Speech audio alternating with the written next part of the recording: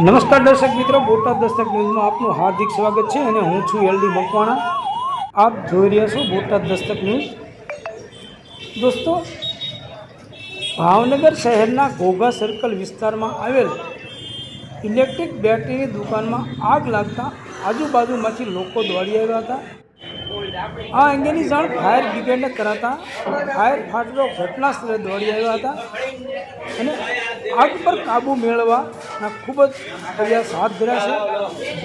આ અંગેની વિગતવારની જે સમાચારની રાહ જોવાઈ રહી છે અને આગ એટલી ભયંકર હતી, વિકરાળ આગ હતી કે જે ખરેખર ત્યાં પાસે કોઈ જઈ નહીં શકતું એવી પરિસ્થિતિ આગની હતી અને એમ્બ્યુલન્સ પણ ત્યાં હાજર તૈનાત રાખી હતી કે કદાચ અંદર કોઈ આગમાં રહી તો નથી ગયું એના માટે એમ્બ્યુલન્સ પણ તાબડતોબ બોલાવી લેવામાં આવી હતી.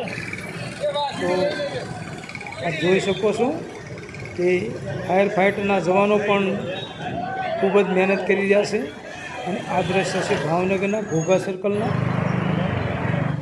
તમે જોઈ શકો છો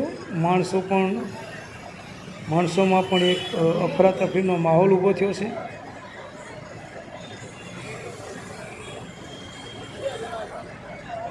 આપ જોઈ શકો છો ફાયર ફાઈટર આવી ગયો છે.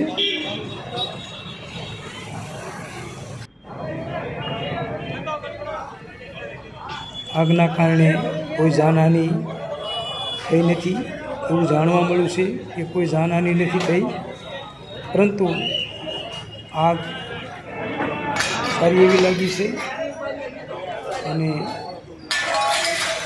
આગે પૂરી દુકાન સાફ કરી નાખી છે એવું લોકોમાંથી જાણવા મળ્યું છે અને આ દ્રશ્યો પણ દેખાઈ રહ્યા છે. Reporter Mukesh S Kantaria, Botad Dastak news, LD Makwana, Botad.